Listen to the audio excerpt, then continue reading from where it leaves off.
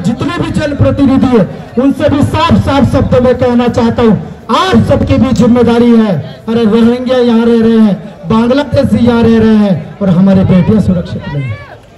और शासन प्रशासन उन अपराधियों की सुरक्षा में लगा हुआ है।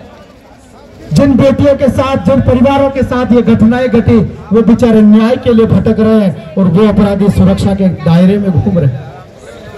इसलिए मैं सभी सनातनों से यही कहना चाहता हूं, जब धर्म की बात आती है, क्योंकि वहां पर किसी जाति का विषय नहीं था, वहां पर सिर्फ मानवता का विषय था। उन हत्यारों ने, उन अपराधियों ने किसी जाति की, किसी धर्म की बेटियों के साथ दुराचार नहीं किया। उन्होंने मानवता को मिटाने वाला बड़ा ही निंदनीय कार्य किया है। और राजस्थान की सरकार को भी योगी जी से प्रेरणा लेनी चाहिए, जो 66 करोड़ लोगों को कुंभ में स्नान करवा सकता है। अरे सुना होगा भगदड़ मच गई, भगदड़ तो आप मचेगी जब बाबा का बुलडोजर चलेगा। इसलिए हमारे यहाँ पर भी ये पृथ्वीराज की भूमि है, सूरवीरों की भूमि है। अरे राजस्थान की धरती संतों को पैदा करती है, सूरवीरों को पैदा करती है। संत सनातन के लिए जीता है और सूरवीर रक्त के लिए जीता है। और आज मेरे से किसी पत्रकार भाई ने पूछा कि संतों को रोड पे आने की क्या जरूरत है, अगर हमारे धर्म और बेटियों की और गौ माता की रक्षा के लिए अगर ये प्राण भी चले जाए तो कम है। इसलिए हमारा कार्य सिर्फ आश्रम मठों में बैठ करके माला फेरना नहीं है, आप सभी को सनातन संस्कृति के शास्त्रों की शिक्षा भी देना जरूरी है और शस्त्र की भी शिक्षा देना जरूरी है। शास्त्र घर में पूजा की जाती है, शास्त्र के आधार पर धर्म चलाया जा सकता है। अगर धर्म को बचाना है, विधर्मियों से बचाना है, तो भगवती की पूजा करते हैं माताओं। अगली बार आप जहां पर भी जाओ तो हाथ में ठंडक होनी चाहिए और भगवती की पूजा फूल पुष्प फल से नहीं, पूजा करनी है तो घर में उसका शस्त्र भी होना चाहिए। इसलिए आप सभी ने मेरे इस विचारों को सुना और आप जरूर इस न्याय पाने की नहीं, हमारे संस्कृति के लिए ऐसे विधर्म में अगर आंख उठाते हैं, आंख फोड़ दो, हाथ लगाते हैं, हाथ तोड़ दो, कोई बड़ी बात नहीं। बच्चियों का शोषण करने वालों को फांसी दो। लाने पर 10 लाख रुपए, ये हमारे जो लव जिहाद को कहते थे ऐसा कोई नाम नहीं होता, वो हम इस अजमेर की वीर पृथ्वीराज चौहान की भूमि पर देख रहे हैं। और इसका दंश 1992 से आज तक अनवरत देख रहे हैं। आज ये हिंदू समाज का जो आक्रोश, ये केवल आक्रोश या व्यक्त करने का वो नहीं है, हमारी भी जिम्मेदारी है कि इस के लिए हमें बार बार जैसा समाज का प्रबोधन करना पड़ेगा, हमारी बेटियों का, हमारे परिवार कुटुंब का प्रबोधन करना पड़ेगा। ये एक गहरा षड्यंत्र चल रहा है। आज इस ज्ञापन के माध्यम से हम तो ये ज्ञापन देकर इतिश्री नहीं करें, हमारे मोहल्ले में भी ऐसा कोई पंक्चर बनाने वाला, कबाड़ी का काम करने वाला, ऐसे कई लोग होंगे जो हमारी मासूम बच्चियों के ऊपर नजर रखते होंगे और उनकी कीमत लगाते होंगे कि इस परिवार की बच्ची हमारे साथ ये निकाह करे तो हम उससे 20 लाख रुपए लेंगे, क्योंकि हमारे परिवार में आप भी मां संस्कार का प्रथम केंद्र है। मैं अपने इस प्रस्तावना के आगे मनीषी जी से कहता हूँ, आगे करें। शास्त्रों में चाणक्य नीति और विदुर नीति में यह स्पष्ट वर्णन है, छठे समाज से, अर्थात जो व्यक्ति दुष्ट का कर उसके साथ उसी प्रकार का व्यवहार करना चाहिए। क्या 12 दिन से जो ये सकल हिंदू समाज आंदोलन कर रहा है, हमें इसी सिद्धांत पर चलकर न्याय प्राप्त करना चाहिए या सरकार और प्रशासन की भी इसकी जिम्मेदारी होनी चाहिए कि जिस प्रकार से विदेशी ताकतों द्वारा लगातार एक योजनाबद्ध तरीके से एक क्राइम अपनाकर समाज की बच्चियों को बहला फुसलाकर ब्लैकमेल और लव जिहाद के रूप में शामिल किया जा रहा है। कानूनी प्रावधान इससे पूर्व भी कई बने हैं और हम सबके सहयोग और आंदोलन से आगे भी बढ़ेंगे।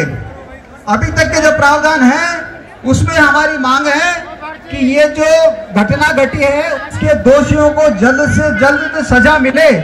उसके लिए ये ट्रायल प्रक्रिया जल्दी अपना लेनी चाहिए, क्योंकि पूर्व के उनसे उदाहरण रहे हुए हैं कि 1992 में जो ब्लैकमेल और लव जिहाद की घटना अजमेर में घटी थी और उसके दोषियों को सजा देने में 2024 आ गया। तो इस 32 साल की न्यायिक प्रक्रिया में हमारी बहन बेटियों को जो ट्रायल फेस करनी पड़ी वो अपने आप में एक अलग क्रूरता का विषय है। इसलिए हम इस मंच के माध्यम से सरकार से मांग करते हैं कि जिस अधिनियम में, पॉक्सो अधिनियम में इस ट्रायल की अवधि 1 साल है, उस 1 साल के अंदर अंदर दोषियों को सजा मिले और अजमेर में ये उदाहरण बने कि इस प्रकार की घटना करने वाले विदर्भियों को जल्दी से जल्दी दोषी सिद्ध किया जाए। इसके अतिरिक्त राज्य सरकार से हम यह भी मांग करते हैं कि इसके लिए जल्दी से जल्दी एक विशेष लोक अभियोजक नियुक्त किया जाए और राज्य स्तर पर एक आईपीएस लेवल केस ऑफिसर इसके अंदर अपॉइंट किया जाए। जिस प्रकार का पुलिस प्रशासन का रवैया है, मुलजिमों को कोर्ट में पेश किया गया, स्थिति आई है कि आज हमें ऐसी स्थितियों के लिए सड़कों पर आना लग रहा है। ऐसी हमारी सनातन की ये सभ्यता नहीं है कि हम इस स्थितियों के लिए नारेबाजी करें, परंतु जब जब हमारे सनातन में इस प्रकार की कोई भी घटना हुई है तो उसको इतना लंबा या इतना समय कभी भी नहीं निकाला गया है। तुरंत ही जहां पाप उसका वहीं पे उसकी पूर्णता कर दी गई है। इसका शुरू से ही ये उदाहरण रहा है कि जब कभी भी पाप हुआ है, भगवान ने, भगवती ने कि न किसी रूप में उसको वहीं पर ही नष्ट कराए। हमारे भगवान शस्त्र लिए या हाथ में इसके लिए प्रतीक नहीं है वरदान देने के लिए, वो शस्त्र इसका प्रतीक है कि जहां पाप है, जहां पापी है, उनका सत्यानाश, उनका सर्वनाश होना चाहिए। तो मैं सभी हमारे समाजवासियों को, हमारी मातृशक्ति को आह्वान करता हूं, जब कभी भी ऐसी घटना अगर हमारे समाज में हो रही है, हम लोग उसको देख रहे हैं, पर अब देखना नहीं है। हमें पूर्णता से पूर्ण जोर लगा करके इन पापियों को इस लोक में नहीं पर लोक पहुंचाने का काम करना है, क्योंकि ऐसे समाज में ऐसे पापियों के लिए कोई जगह नहीं है। ये लोग समाज में रहने के नहीं, ये लोग ऊपर के, पर लोक में रहने के लायक भी नहीं, ये लोग नरक में रहने के लायक हैं।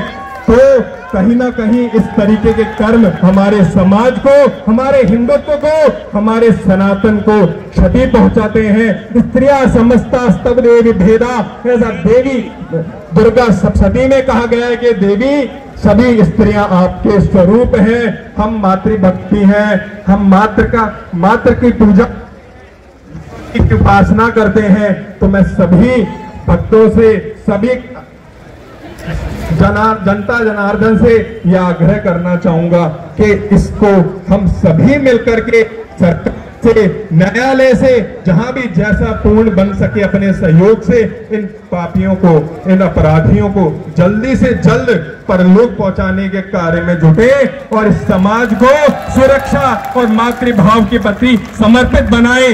आप सभी का सहयोग और आप सभी की एकता को देखकर मुझे बहुत ही प्रसन्नता है।